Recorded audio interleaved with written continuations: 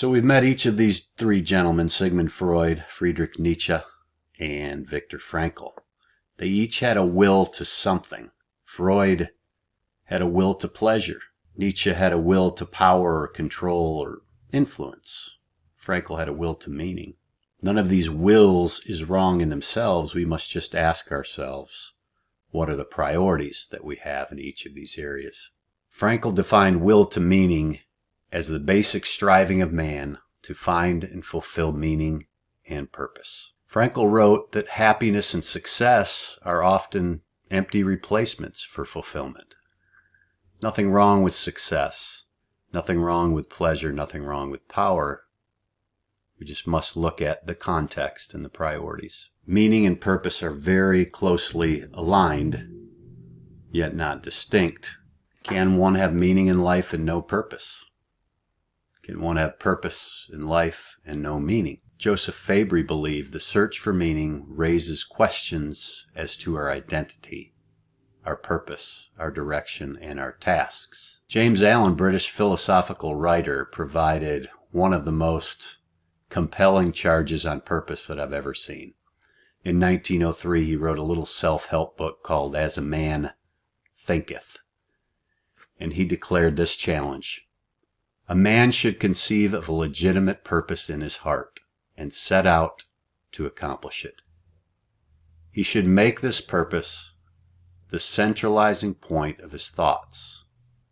He should make this purpose his supreme duty and should devote himself to its attainment, not allowing his thoughts to wander away into fancies, longings, and imaginations. So, are you all in?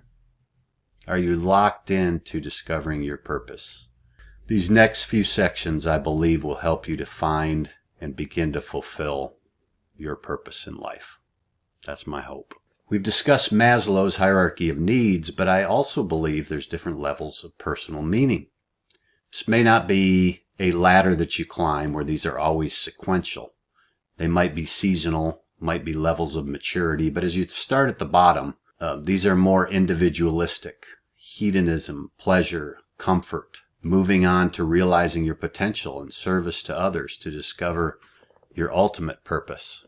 That ultimate purpose will be the engine that drives your future, finances, your time, etc. As you move on to different levels of personal meaning, it becomes less important about yourself and more important about others, kind of a moving from a very individualistic perspective to a self-sacrificial or giving or legacy perspective. I encourage you to dream big regarding your ultimate purpose. We'll talk about dreams and destiny later. I'm not just talking about a motivational thing here, but I am talking about fulfilling your purpose in a big way. James Hollis put it this way: it's far easier to walk in shoes too small for us than to step into the largeness that the soul expects and demands.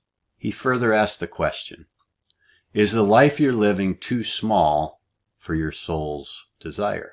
Isn't that the million-dollar question? It's worth reflecting on this as each person fulfills a self-defining story and your legacy that you leave behind. So I encourage you to read Tuesdays with Morrie, a challenge from a 73-year-old Morrie.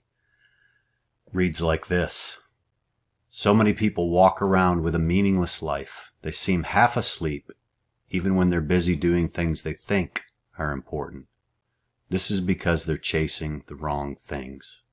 The way you get meaning into your life is to devote yourself to loving others, devote yourself to your community around you, and devote yourself to creating something that gives you purpose and meaning. It's a good challenge to consider what we're chasing, and if those things are bringing meaning, purpose, and legacy to our lives and to others' lives. And by the way, if you read Tuesdays with Morrie in a public setting, I encourage you to bring a Kleenex or two. Okay, it's exercise time. Time to get off of your exercise mat and use it. We will go through a brief exercise called the Meaning in Life Questionnaire. If you will access this Word document, it's a very, very simple questionnaire. 10 questions. Simply answer those 10 questions, and the questions assess 2 dimensions of meaning: the presence of meaning currently, and then the search for meaning in your personal life. You'll calculate your average scores. The instructions are listed in the Word document, and then you'll do a self-assessment.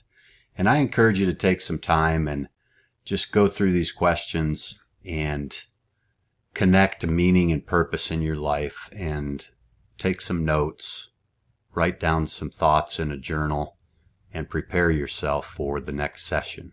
Completing this simple questionnaire, coupled with the last exercise that you completed, along with the Who Am I and personality tests, will lay the foundation for your personal transformation plan. Next time we will complete a purpose and life test, and then begin constructing your personal transformation plan. In addition to Frankl's Man's Search for Meaning and Tuesdays with Maury, I highly encourage you to read Richard Swenson's book Margin. It will help you if you are too busy, too active, to prioritize the things we talked about in your life. Blue Zones of Happiness is also another good read. Congratulations, you've made it through session 2. Next session, we will start on your personal transformation plan.